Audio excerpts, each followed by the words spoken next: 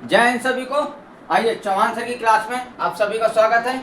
और आज चौहान सर की क्लास में बात होगी मध्यकालीन भारत में मुगल वंश। मध्यकालीन भारत में मुगल वंश, जैसा कि मध्यकालीन भारत आपका अरब आक्रमण से स्टार्ट होता है। अरब आक्रमण हो गया, फिर आपका क्या कहते हैं गुलाम वंश हो गया, दिल्ली सल्तनत हो गया, उसमें आपके जो वंश आए गुलाम वंश, खिलजी वंश, लोधी वंश, सैयद वंश, इन वंशों के बाद फिर अगला वंश आता है मुगल वंश।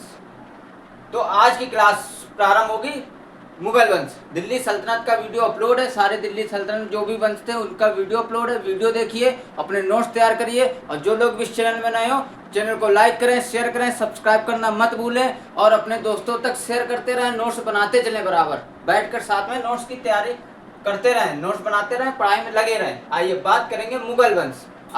आज की क्लास में बात होगी मुगल वंश के जो शासक, जो उत्तराधिकारी हुए हैं, जिन्होंने दिल्ली पर शासन किया है, भारत पर शासन किया है, उनके बारे में डिस्कस करेंगे। थोड़ा सा मुगलों से संबंधित बेसिक जानकारी लेंगे, और इसके बाद अगली क्लास में बात करेंगे जो मुगल के शासक हुए, बाबर, हुमायूं, अकबर, आपका जहांगीर, शाहजहां, औरंगजेब, इनके बारे में चर्चा करेंगे।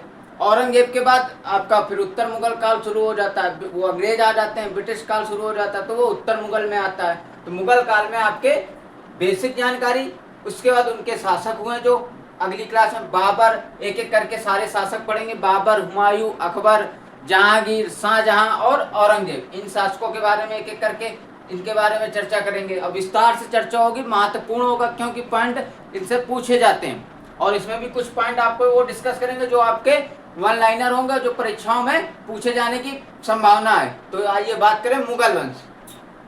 मुगल वंश के शासक व उत्तराधिकारी।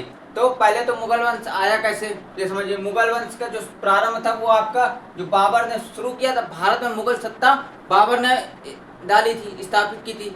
लेकिन उससे पहले बाबर था कहाँ पे, उमर शेख मिर्जा, इसके पिता का नाम उमर शेख मिर्जा।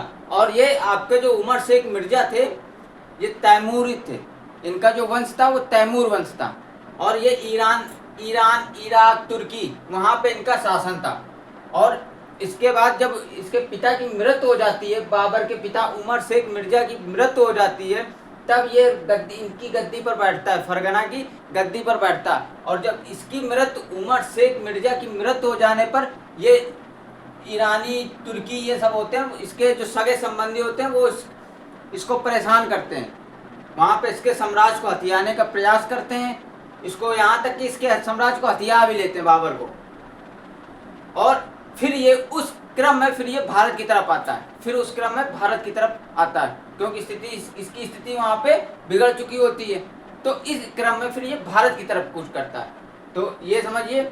और इस बाबर तो कहाँ का था ये, ईरान, इराक, तुर्की, जहाँ पे ये तैमूर वंश का था। पितृपक्ष की ओर से कहा जाता है, जो बाबर था वो पितृपक्ष की ओर से तैमूर वंश का था, और माता की ओर से, मातृपक्ष की ओर से ये चंगेज खां का वंश 14वां वंशज था। पितृवंश की तरफ से 5वां वंशज था बाबर, और मातृपक्ष की ओर से चंगेज खां का 14वां वंशज था। तो दोनों के, इसके जो खून में दोनों वंशों का खून था, इसके शरीर में दोनों वंशों, तैमूर वंश का भी था, और जैसे कि आपको पता है अरबी आक्रमण हुआ, फिर तुर्की आक्रमण हुआ। तो इस तुर्की आक्रमण मतलब आक्रमण करने में ये बहुत माहिर थे।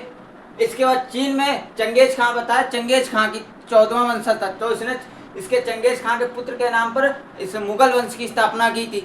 तो चंगेज खां का भी वीडियो अपलोड है, देखिए उसमें। चंगेज खां आपका चीन व मध्य एशिया का शासक था। चंगेज खां भी कितना क्रूर शासक था। तो बाबर के अंदर, जो बाबर के रक्त में जो क्या था, दोनों वंशों का खून का मिश्रण था इसके में, इसलिए एक दोनों वंशों को मिलाकर इसने एक नए वंश मुगल वंश की स्थापना की। दोनों वंशों को मिलाकर एक नए वंश मुगल वंश की स्थापना की, किसने, बाबर ने की। इसके बाद मुगलों का जो एक ध्वज प्रतीक था, जो ध्वज का प्रतीक था, उसमें हरे रंग की पृष्ठभूमि पर सूर्य व बाघ का चित्र अंकित था। हरे रंग का पृष्ठभूमि था, हरे रंग का बाघ वो था, जो क्या कहते हैं कलर, इस कलर में बना हुआ था, देखिए।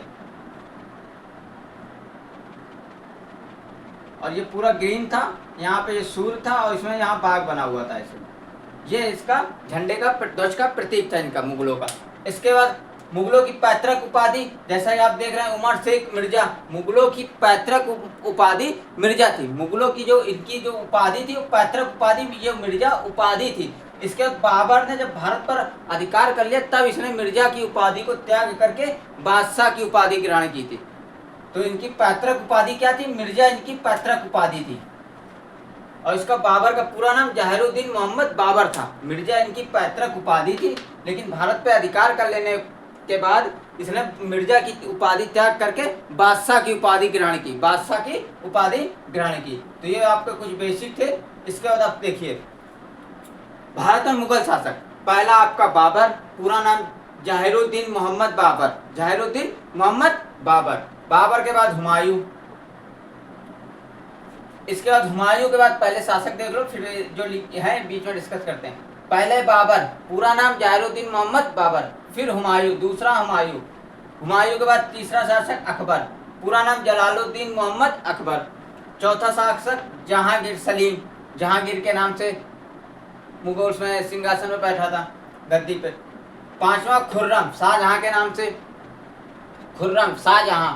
इसके बाद औरंगजेब, थे शासक और भी, खुर्रम के दो, ये खुसरो मिर्जा, खुसरो मिर्जा के बाद दाबर बख्श, इसको बली का बकरा कहा गया, इसको बली का बकरा कहा गया। दाबर बख्श को बली का किस मुगल शासकों में किसको बली का बकरा कहा गया? दाबर बख्श को कहा गया, क्योंकि ये शाहजहां के बाद, खुर्रम के बाद उत्तराधिकारी का युद्ध होता था। उत्तराधिकारी के युद्ध में दारा शिको, शाह शुजा, मुराद बख्श और इन सबको औरंगजेब ने उनका कत्लेआम किया और औरंगजेब ने गद्दी हथियाया था।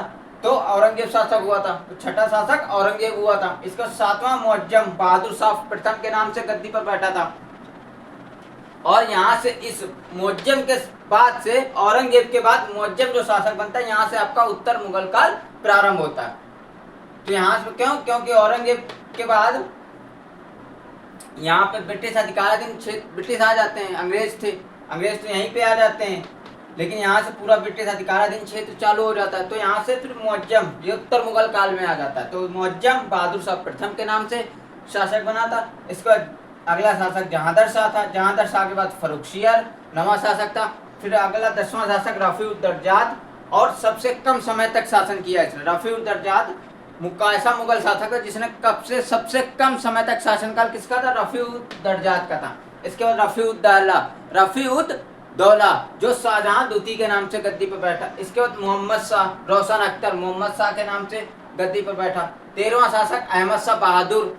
इसके बाद अजीजुद्दीन आलमगीर द्वितीय 14वां शासक था। 15वां शासक अली गौहर शाह आलम द्वितीय के नाम से गद्दी पर बैठा। 16वां शासक मिर्जा अकबर द्वितीय के नाम से गद्दी पर बैठा था। अंतिम और आखिरी शासक और 17वां शासक और अंतिम मुगल शासक बहादुर शाह जफर था। 1857 की क्रांति के बाद अंग्रेज इसको रंगून निर्वासित कर देते हैं और रंगून में ही इसकी मृत्यु हो जाती है।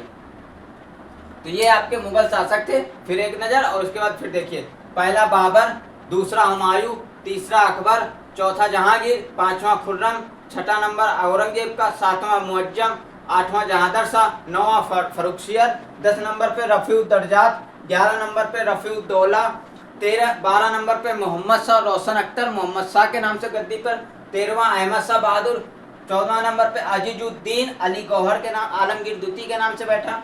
इसके बाद अली गौहर शाह आलम द्वितीय के नाम से गद्दी पर बैठा। 16वां शासक मिर्जा अकबर द्वितीय के नाम से मुगल की गद्दी पर बैठा था। और अंतिम और 17वां शासक बहादुर शाह जफर था, जिसे अंग्रेजों ने रंगून निर्वासित कर दिया था और रंगून में इसकी मृत्यु हो गई थी। अब इनमें कुछ शासक हैं, उनके मकबरे लिखे हुए हैं, मकबरे भी देख लेते हैं, पूछ लिए जाते हैं, एक नंबर में पॉइंट पूछ लिया जाता है। और इन शासकों में सबसे लंबा शासनकाल अकबर का रहा है, सबसे लंबा समयकाल शासनकाल कार्यकाल अकबर का रहा है। और सबसे कम शासनकाल मुगल शासक कौन था जिसका सबसे अधिक शासनकाल था? अकबर का। और सबसे कम शासनकाल रफीउद्दर्जाद का था। इसके बाद बाबर भाई, पहला शासक बाबर आया था, तो बाबर का मकबरा आगरा में था। फिर इसको इसी के द्वारा बनाए गए काबुल में दफनाया गया था। दोबारा इसकी अस्थियों को निकाल के काबुल ले जाया गया था इसकी बेगम के द्वारा। इसके बाद हुमायूं का मकबरा दिल्ली में, अकबर का मकबरा आगरा में सिकंदरा में बना हुआ है। इसके बाद जहांगीर सलीम का लाहौर में शाहदरा में बना है। खुर्रम शाहजहां का मकबरा आगरा में है। औरंगजेब से नाम याद रखिए, औरंगजेब औरंगाबाद दौलताबाद महाराष्ट्र के औरंगाबाद जिले में दौलताबाद में औरंगजेब का मकबरा बना हुआ है। तो ये थे आपके मुगल वंश के शासक व उनके उत्तराधिकारी। अब इसके बाद बात होगी, चर्चा होगी पूरी आपके जो शासक हैं एक एक करके, बाबर, हुमायूं, फिर अकबर, फिर जहांगीर, शाहजहां, औरंगजेब, इन शासकों के बारे में चर्चा करेंगे। एक एक करके इनके विस्तार से इनके बारे में पढ़ेंगे। और क्लास को मत मिस करिएगा, आप भी और अपने दोस्तों को बताइए। मुगल वंश प्रारंभ है, यहाँ से आज प्रारंभ करते हैं और महत्वपूर्ण पॉइंट को डिस्कस करेंगे और अपने नोट्स बनाते चलें।